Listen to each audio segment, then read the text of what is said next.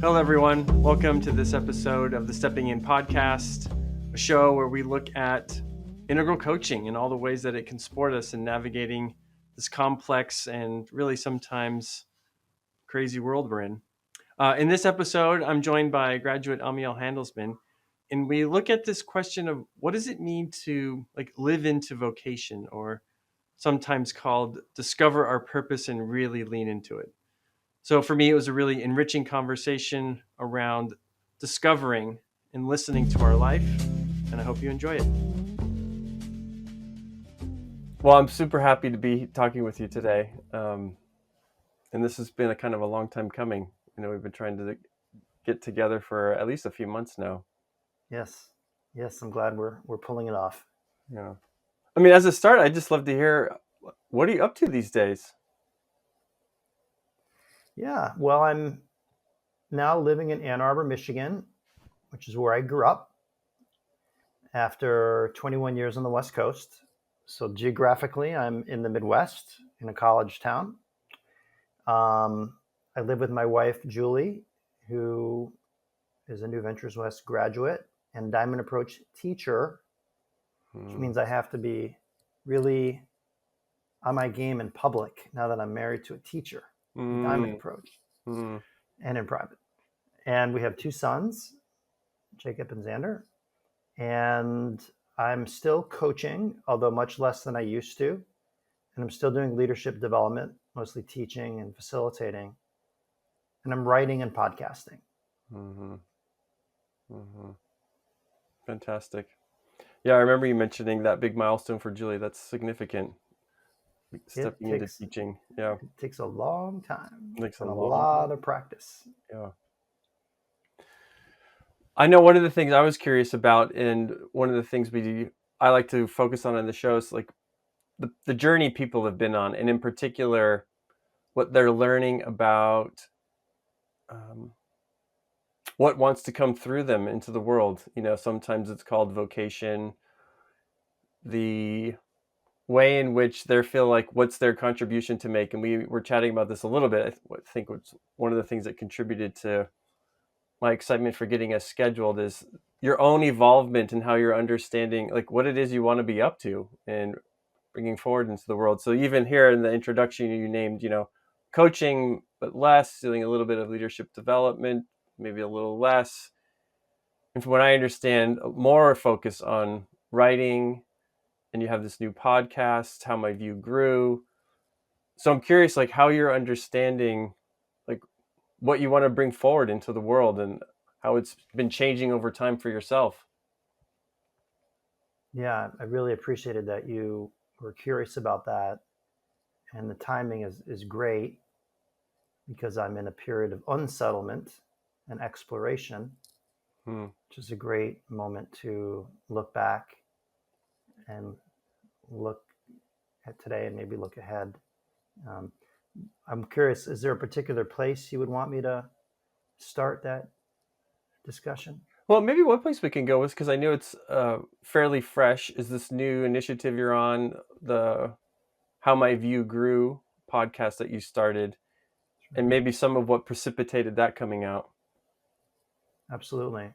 So How My View Grew is a podcast that I started in March, and we're just about done with season 1. And it combines a skill set that I've been using for 30 years, which is interviewing people and researching and preparing, along with some new skills, which is creating not just an interview, but a production.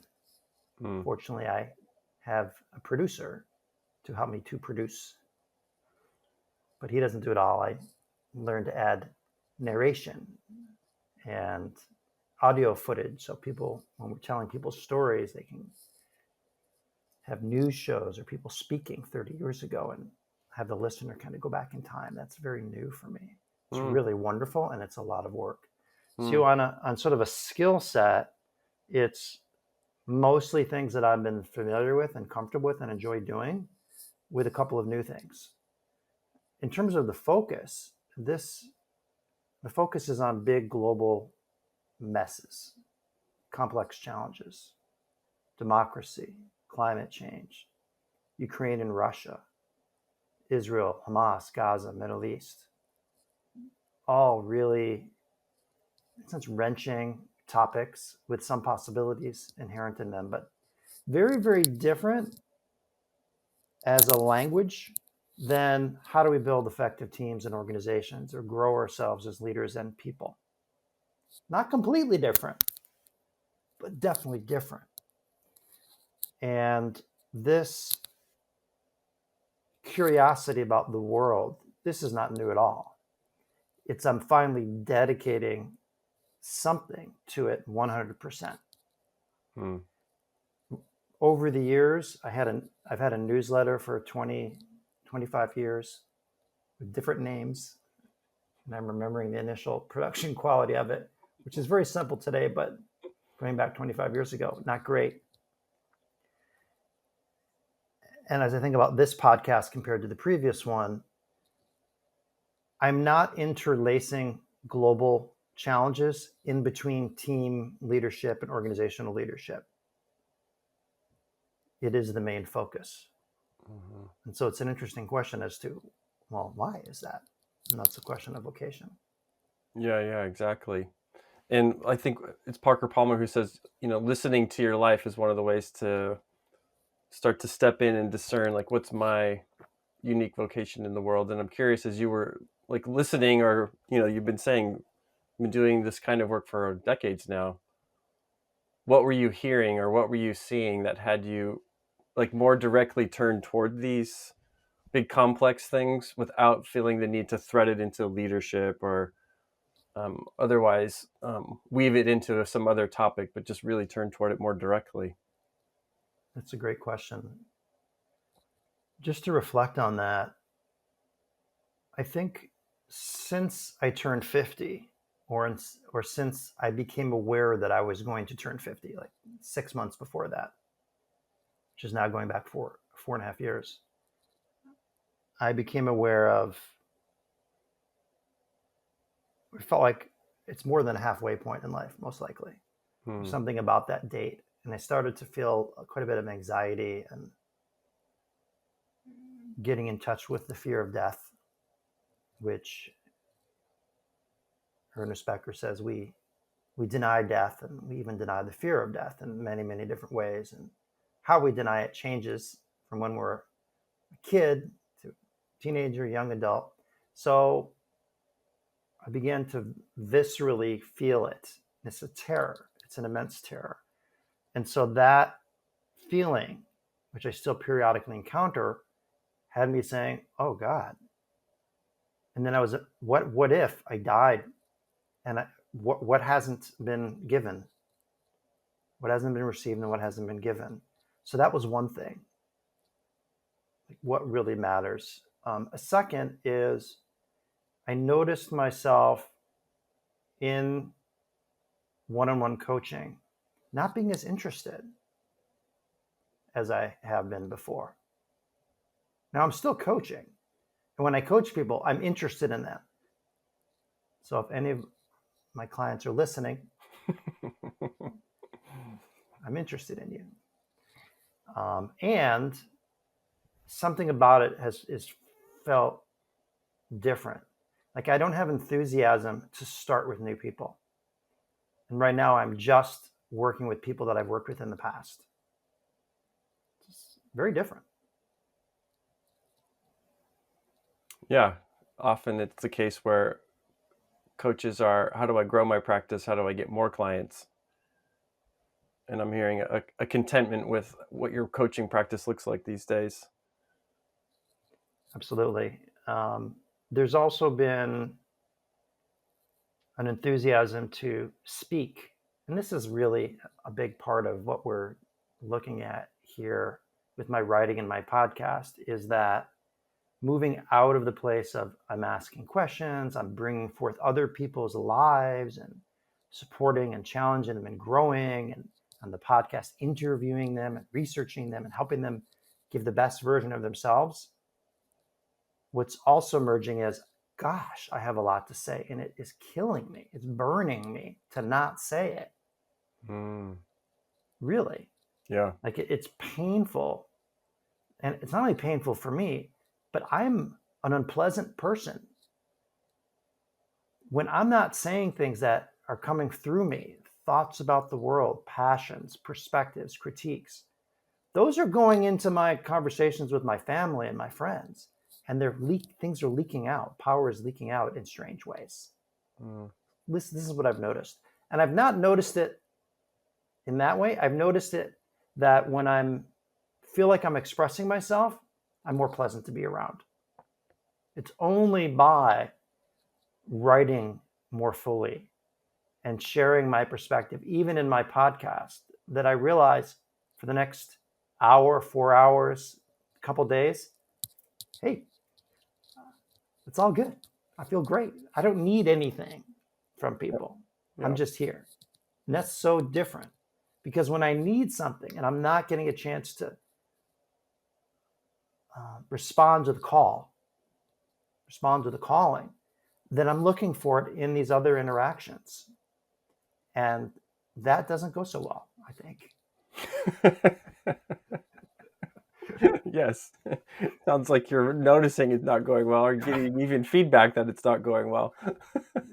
Yes, the feedback has been there for a while. I just didn't know how to respond to it. Well, clearly it was their problem and not yours. I think I knew that it was me. I Yeah, just yeah, didn't yeah. know what to do about You it. know what to do You about it. know how Yeah. we say, like, each of us assumes it's either them or it's me. 90% of the time, I assume it's me, and there's a big super ego attack. It's just like, well, what do I do? Yeah.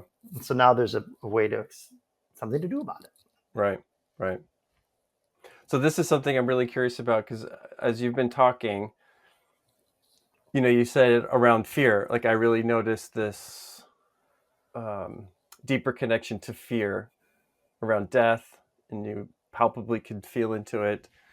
And then even here around noticing what it's like to not express yourself and the pain of not expressing yourself and how that shows up is like this thing that's in the background that then influences how you interact with people.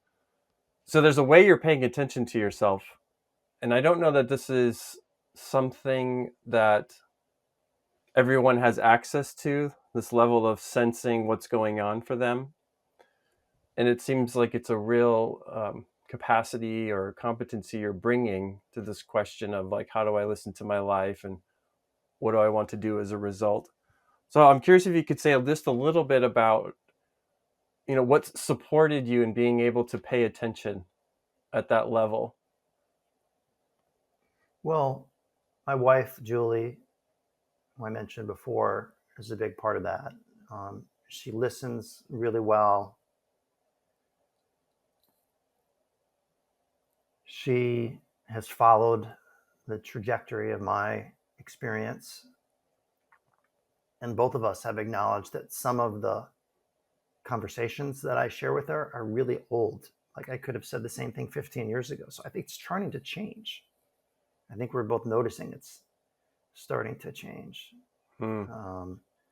So she has just held that space incredibly well. I am a student of the Diamond Approach again. I was in the school for 8 years,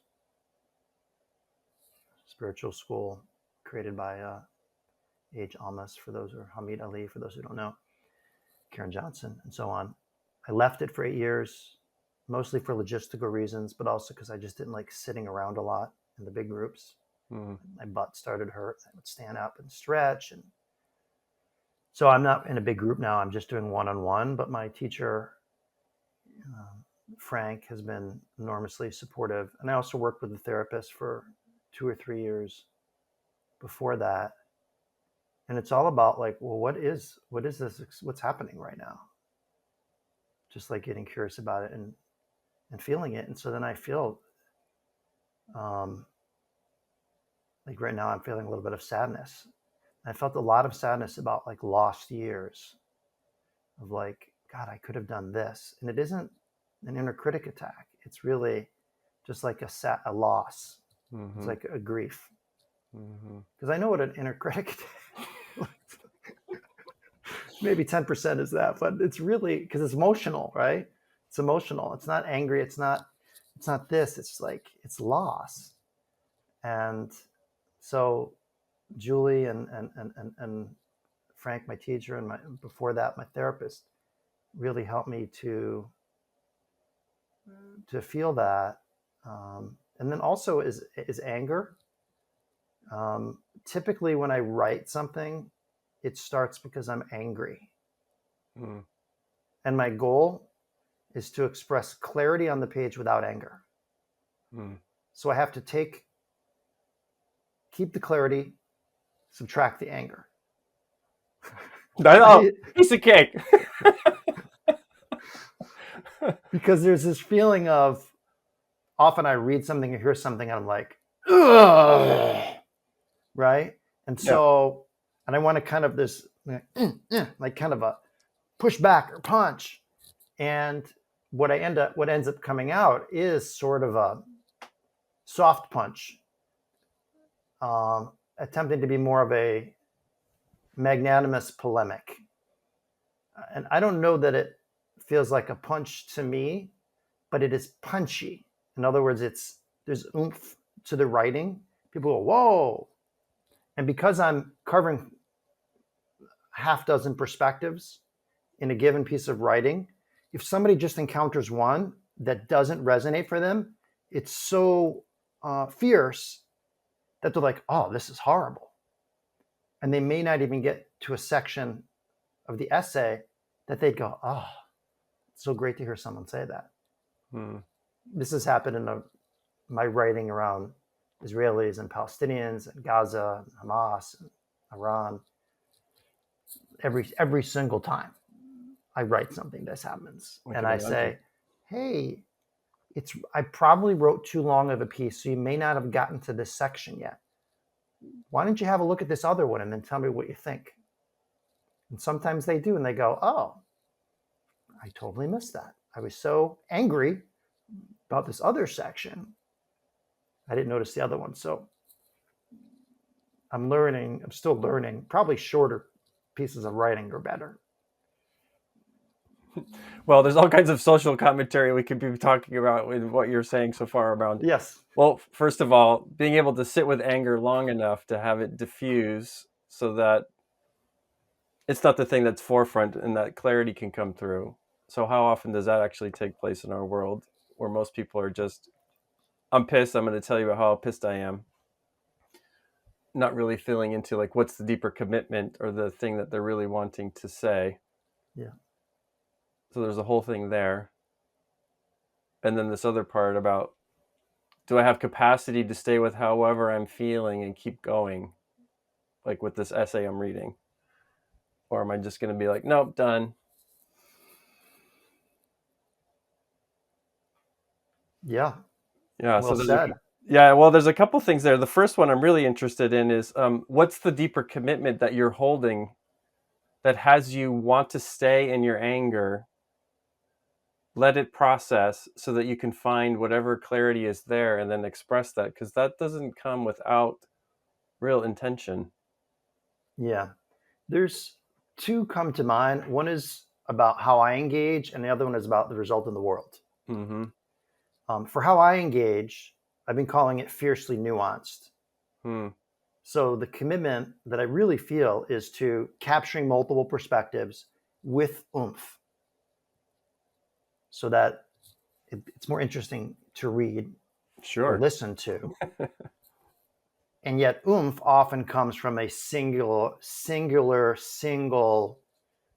narrow, polemical. And so I have multiple polemicals in individual pieces. And so my hope, my commitment is to provide some clarity, to illuminate. It's like my 5-wing on the Enneagram, the illumination of cutting through a lot of the confusion and capturing partial truths and different perspectives for the sake of people who are going, oh my God, it's so polarized. Everyone thinks they're right and the other person is wrong. And hopefully feeling, it's so great to see someone who's here with the complexity. Now, the number of people who actually want that is relatively small. If I wanted a bigger audience, I'd be much smarter about it, right, Adam? Well, you would just be angry and loud and say it over and over and over again. Yeah, yeah. It might be worth trying that. I just can't bring myself to it. Maybe one day. So in terms of my method and what I'm trying to create between me and other people in the conversation, it's fiercely nuanced. In terms of the world, and this is where I feel more emotion, it's helping people have their lives turn out better, basically. And there's a fairness element that comes back from me being like a little kid that was picked on and then protected other people who were getting picked on, which never provided any satisfaction or rewards, only created enemies. But it was still a commitment. Like, somebody's getting picked on, I'm going to stand in there. That impulse that everybody would have a fair shot. There's like unfairness in the world. And people have inner and outer barriers. Unfairness doesn't mean the system is all bad, but not everybody gets the support that they need for their own inner development. So, and then there's a lot in the outer realm, so that each person, each child growing up has a minimally decent life.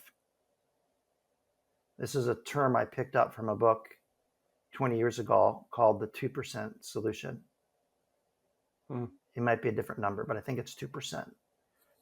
The basic premise was, look at all the things we could do if we took 2% of the US federal budget and just dedicated it to ensuring that every person in the United States has a minimally decent life. Notice the language, minimally decent. There's a threshold, there's a floor. So that means you have shelter, food, schooling, basic health care, prenatal care, and so on, child care. It doesn't mean everyone's equal. It's not. It's not about evening everything out in terms of results, but it's in setting a basic floor. And to me, that's like, why aren't we doing that? We're having arguments about whether we should be equalizing things and whether that cuts off opportunities for entrepreneurs and so on, when the conversation that really is interesting to me is just like, what's a minimally decent life? How do we define that? And what can we provide outside and inside of people, or help them provide for themselves to do that? So everything I'm writing about, Middle East, Ukraine, democracy, it's about that.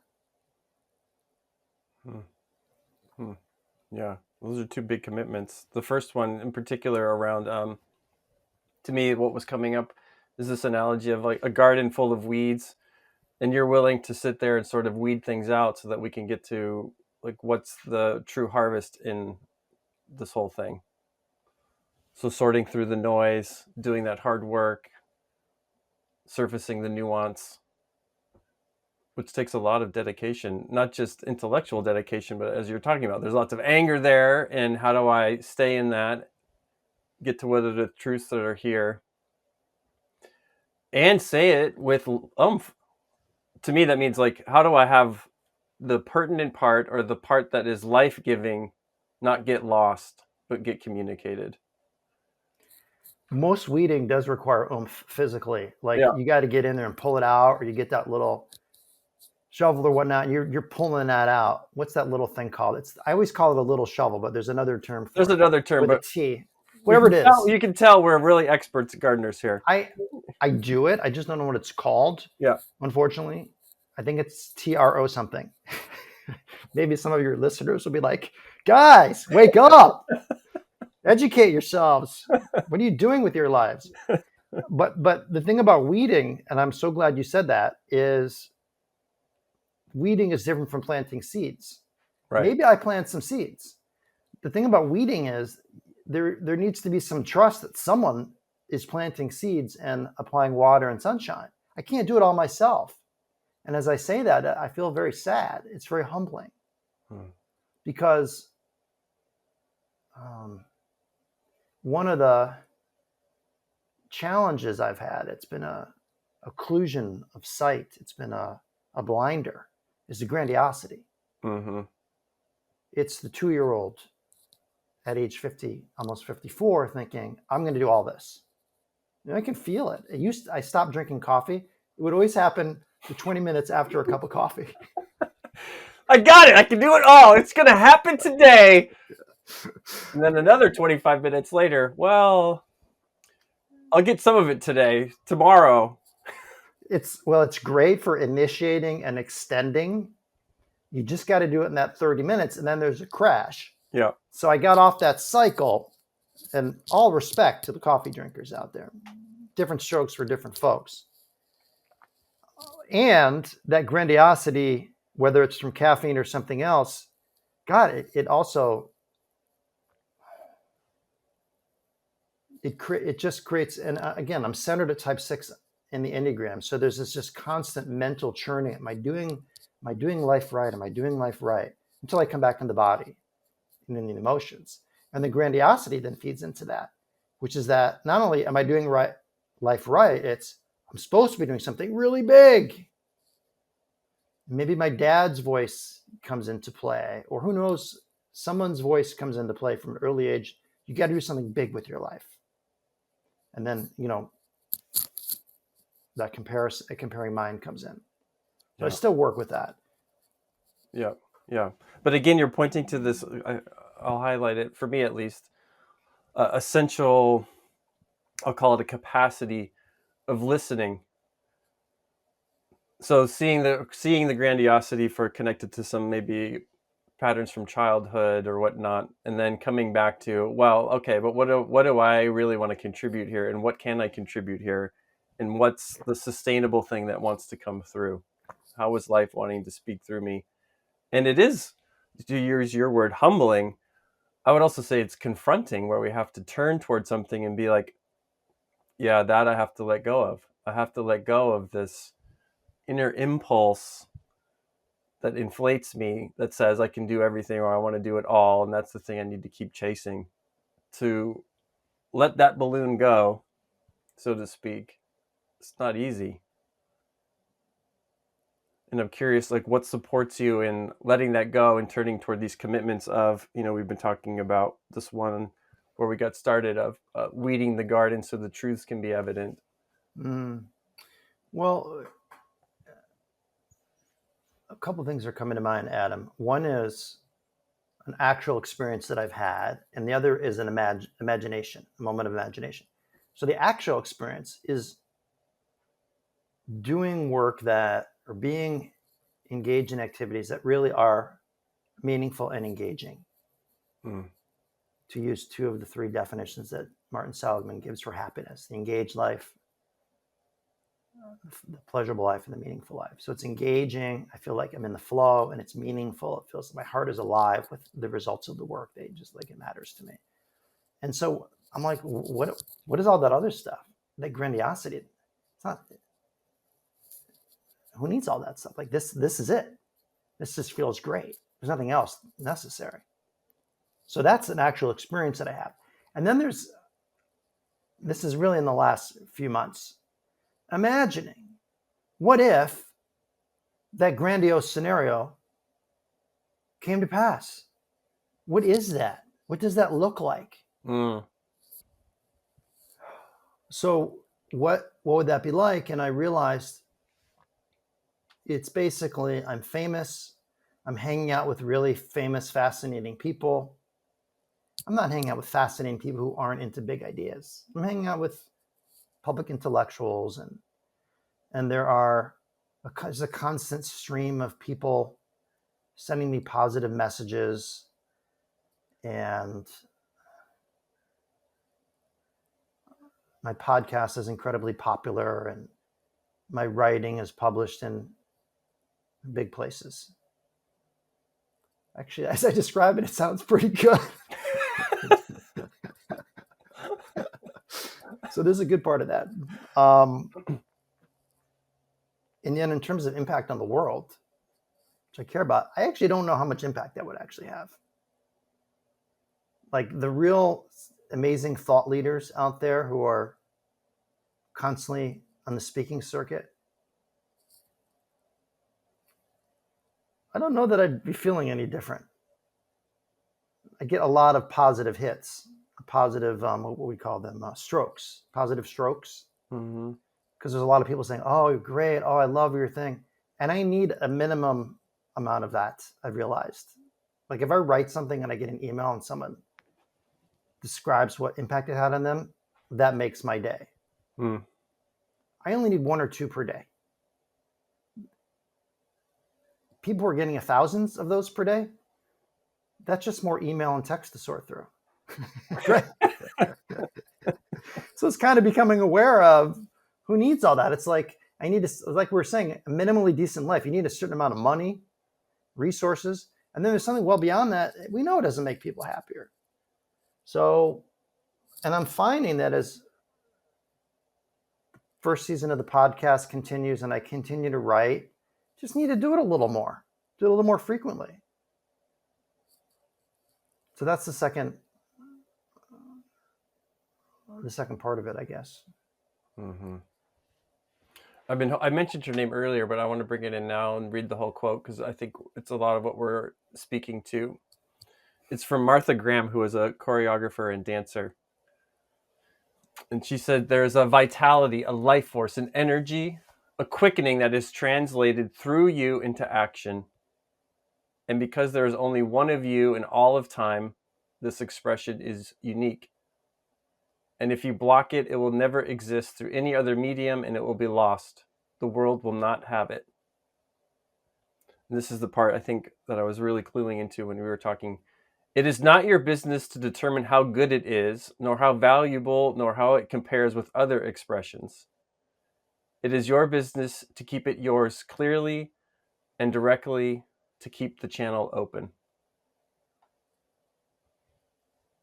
More of that, please. I mean, that's beautiful. It is beautiful, and to me, inspiring, and hopefully inspiring for others. The other thing that it feels to me is liberating, because and I think you've been speaking about this just through your own life, allows for like really turning toward, well, what's really important that I want to pay attention to internally, in myself, and what do I want to do about that, and how do I want to express that into the world,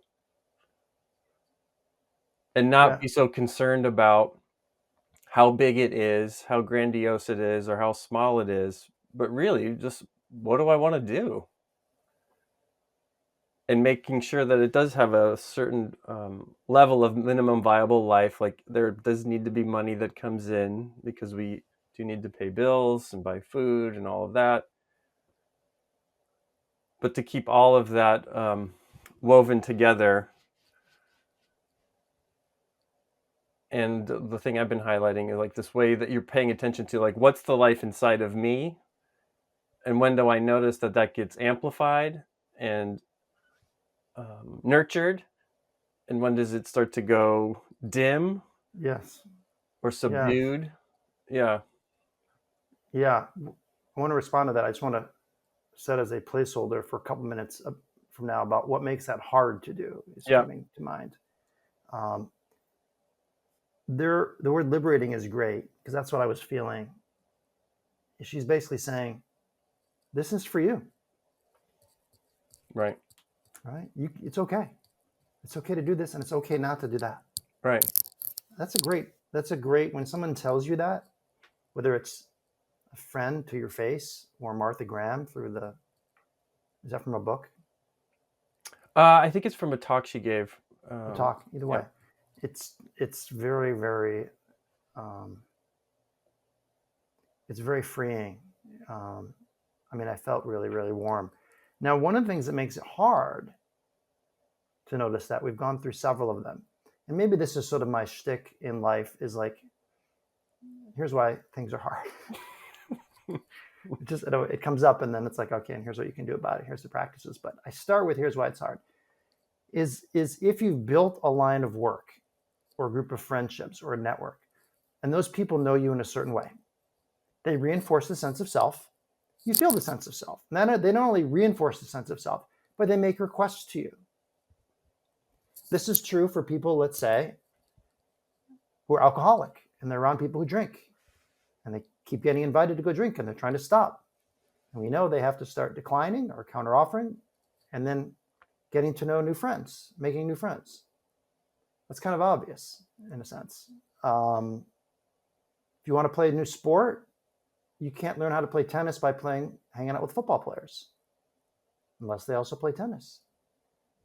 You have to play with tennis players. And so here for me, gosh, I've been in the leadership coaching and development community for a very long time. In essence, 30 years, although I would say 2000 is when I moved, the spring of 2000 is when I moved to San Francisco.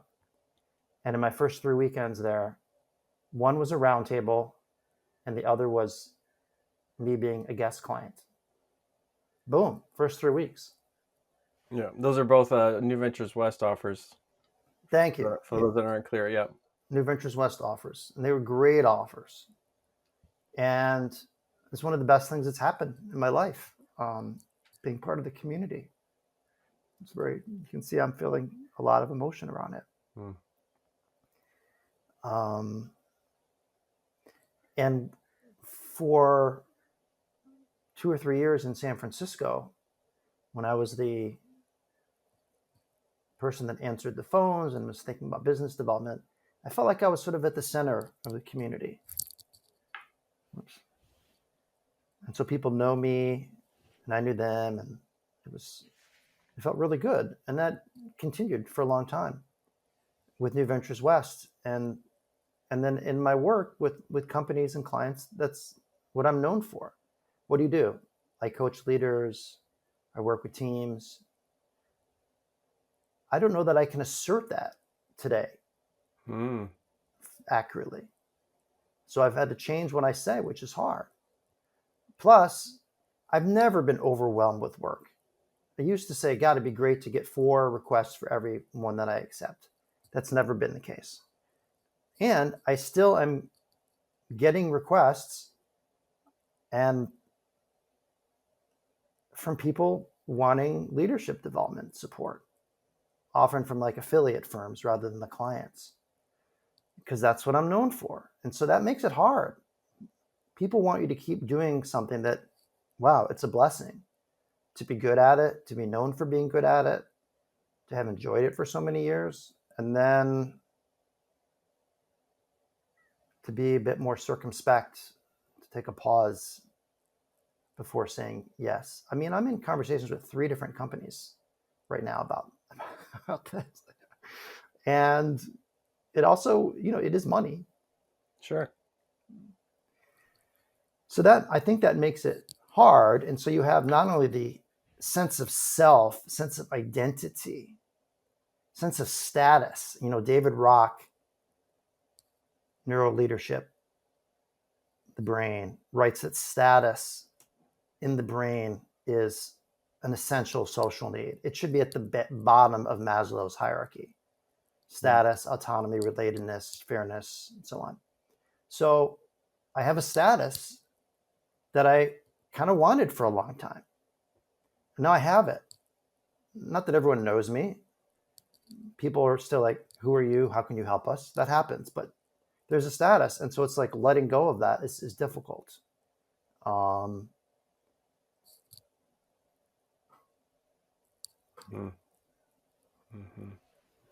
what keeps it, or what keeps you going? What helps in the midst of that? Because I imagine, just for listeners, there's probably so many people who are like, man, yeah, listening to my life, listening to this inner thing, that all sounds great. I don't have time to do that. Or what does that even look like? Yeah, this may not be a very satisfying conversation, perhaps.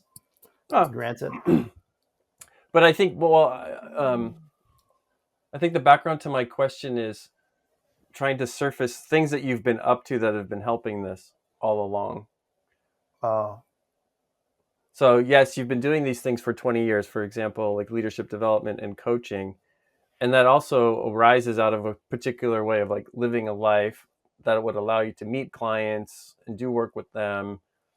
So just more to the like background, and in New Ventures West, we're big on practices. Like, what are the things that help cultivate Oh, things inside of us that allow for this kind of oh, way of sure. listening, making hard decisions. And you spoke about a couple earlier, working with a therapist and Diamond Heart teaching. I'm wondering if there are other ways in which you support yourself being in these things that make it hard. Yeah. All right. Now, thank you for the background context. Now, Yeah. now I understand what you're asking. And the practices I'm describing may be as useful for building up a coaching practice. Yeah. Um, since 2000, when I discovered The Life We Are Given by Michael Murphy and George Leonard, two pioneers in human potential movement and personal growth, I've been doing some version of a morning practice that involves breathing, centering, grounding, little yoga. So that's been a constant. I do a truncated version of it now, Mm-hmm. but it's a constant. Um,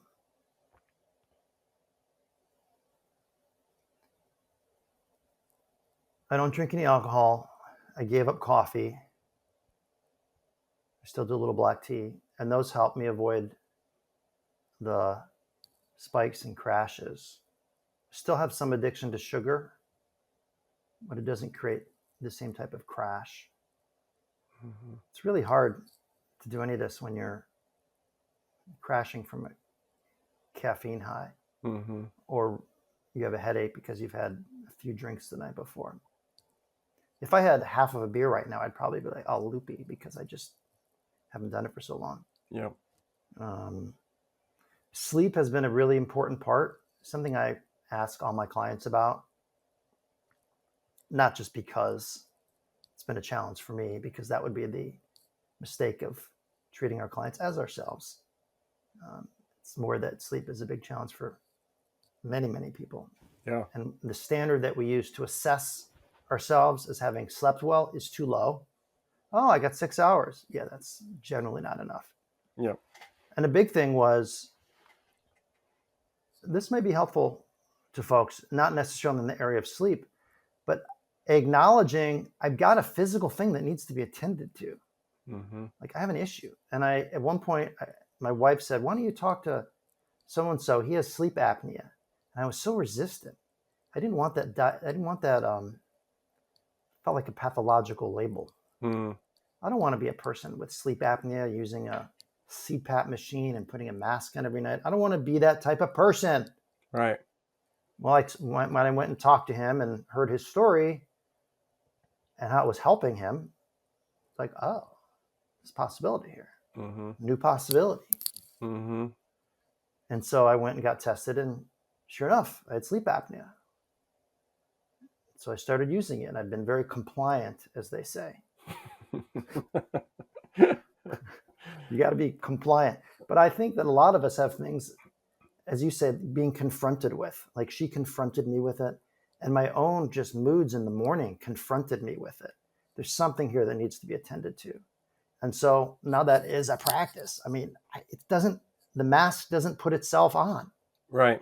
The little water tank doesn't refill itself with distilled water. And when I travel to other countries, the hotel doesn't have distilled water in my room for me Right. to go out and get it. So that's there's a lot more, but maybe that's some Yeah, that's a of a great, response. I think, overview. Yeah. And the other thing I'm appreciating as you've been talking, because you've been talking about this time span of 20 years, 30 years, 25 years, um, that's long. It's a long-term commitment, and there's like small evolutions of listening and shifting and changing, and um, some of them are micro, and then they kind of lead to a big change or a more noticeable pivot. But that noticeable pivot didn't just appear out of nowhere. It's been supported by small things along the way little ways of listening, little ways of turning towards sleep or diet or food or intake practices in the morning. So I guess what I'm getting to is like consistency over a long time really supports some of what I'm feeling in this more now, like more externally noticeable shift or pivot in how your work is showing up. But it didn't just appear. Right. Yeah. So interpreting my story as a case for ongoing long-term deliberate practice would be a good Mm, and hopefully useful interpretation. I want to just say a couple things about that because I have dived into deliberate practice as not taking it from Buddhism or something like that, but taking it from sports, music, performing arts, math, that reps matter. Getting in your reps, whatever it is your practice, really, really matters. And having the intention to improve or grow really matters. At times with my strength training, I've actually dedicated a session to someone or something. mm, Like I dedicate this to my father-in-law, or I dedicate this to harmony. mm. It's really changes the practice. Just to say up front, I dedicate. You know how long it takes?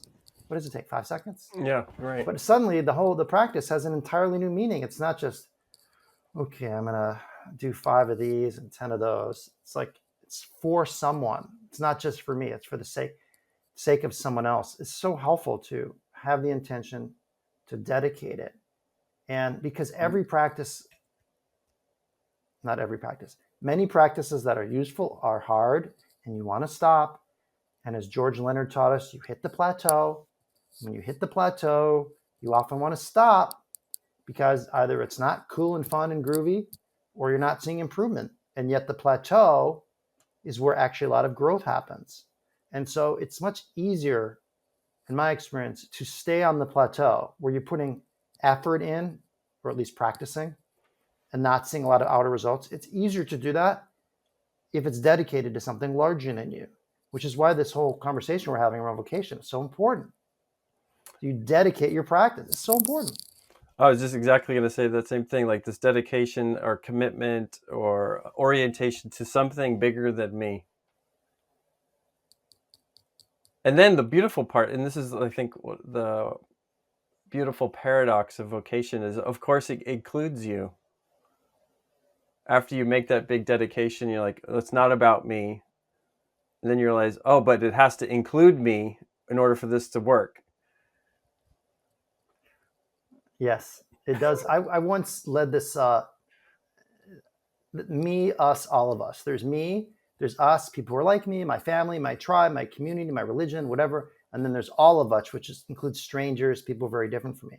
And it reminded me that 15 years ago, I went back to my old high school because I'm still friends with a history teacher there who really influenced everything we've talked about caring about the larger world. Mm-hmm. And he was like the principal or class principal, and they had an annual leadership retreat.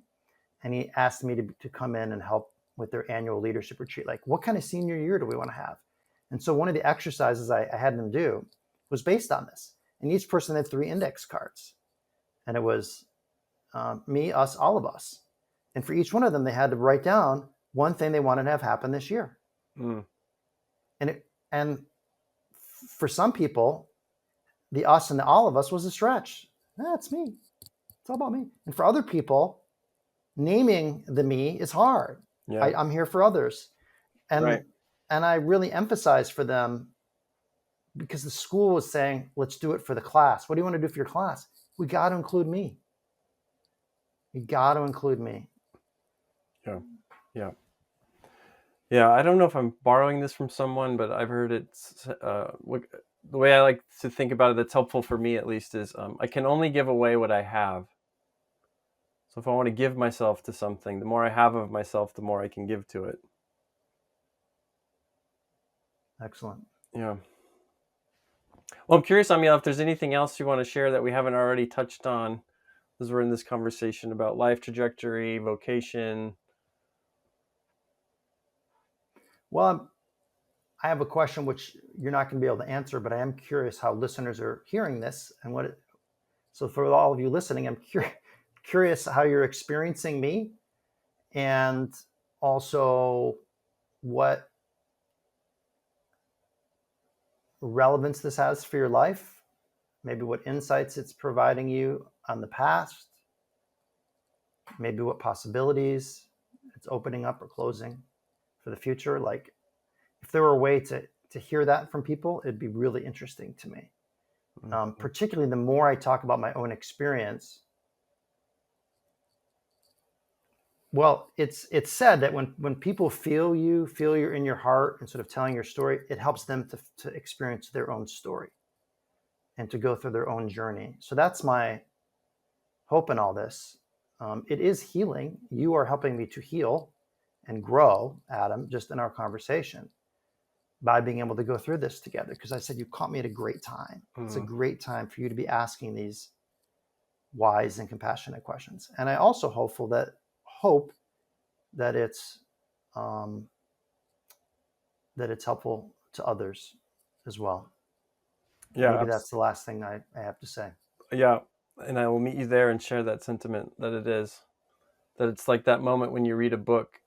This has happened to me. You're like, oh my gosh, this person is giving language to something that I didn't know was here. And there it is expressed. And that it's like shining a light, allowing for growth, allowing for something to be seen.